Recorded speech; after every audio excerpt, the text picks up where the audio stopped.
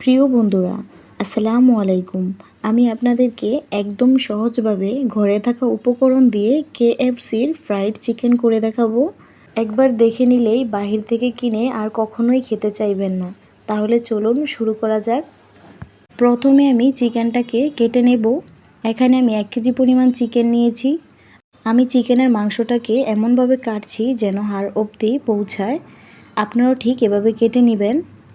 চিকেনটাকে আমি এই মশলাগুলো দিয়ে মাখিয়ে নেব। এখানে আমি কি কি মশলা নিয়েছি আপনাদেরকে বলে দিচ্ছি।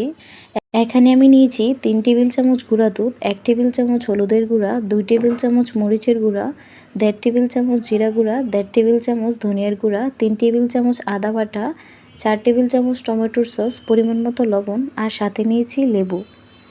এখন লেবুটাকে চিপে মশলার সাথে খুব ভালোভাবে মাখিয়ে নেব। আপনারা যদি চিকেনের পরিমাণটা একটু বেশি নেন তাহলে মশলাটাকেও একটু বাড়িয়ে নিতে হবে, আর চিকেনের পরিমাণটা কম নিলে মশলাটাকেও একটু কমিয়ে নিতে হবে।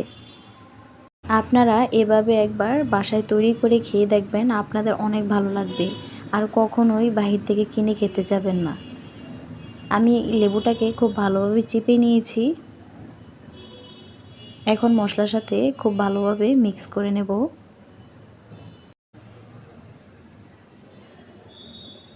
আমি মশলাটাকে খুব ভালোভাবে মাখিয়ে এখন 2 টেবিল চামচ তেল দিয়ে আবারও মশলাটাকে মাখিয়ে নিচ্ছি।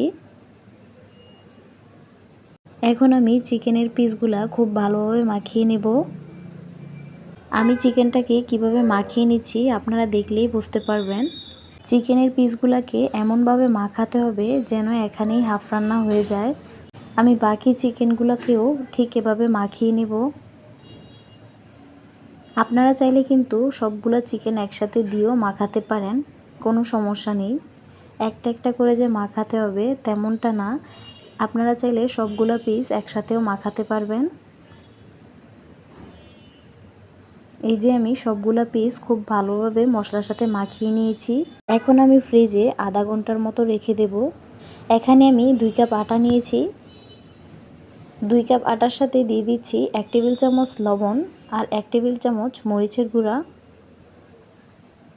এখন আমি আটার সাথে লবণ আর মরিচের গুঁড়াটাকে খুব ভালোভাবে মাখিয়ে নেব। আমি মাখিয়ে নিয়েছি। চিকেনটাকে আমি ফ্রিজ থেকে নামিয়ে নিয়েছি। এখানে আমি একটা ডিম ফেটিয়ে নিয়েছি।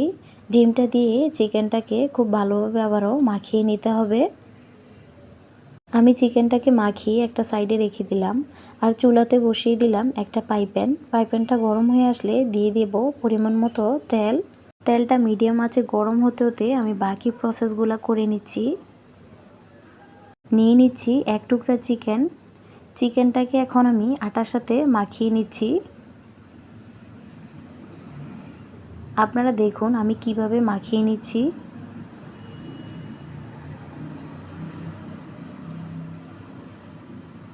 এখন আমি এই চিকেনটাকে ঠান্ডা পানির মধ্যে ঠিক 30 সেকেন্ড ভিজিয়ে রাখবো। 30 সেকেন্ড পর আমি আবারও আটার মধ্যে দিয়ে দিলাম। এখন আমি আবারও চিকেনটাকে আটার সাথে মাখিয়ে নিচ্ছি। আমি এভাবে সবগুলা চিকেন আটার সাথে মাখিয়ে নেব। আপনারা দেখুন আমি কিভাবে এই কাজটা করছি।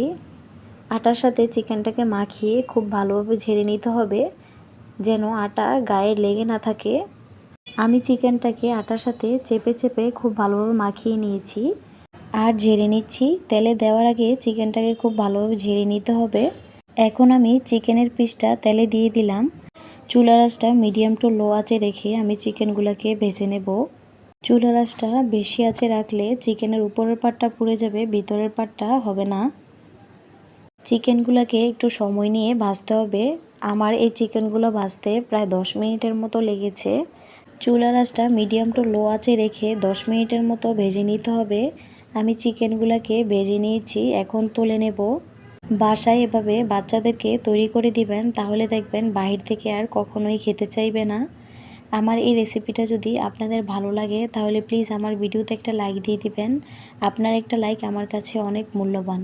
আজকে এ পর্যন্তই। আপনারা সবাই ভালো থাকবেন। আল্লাহ হাফেজ।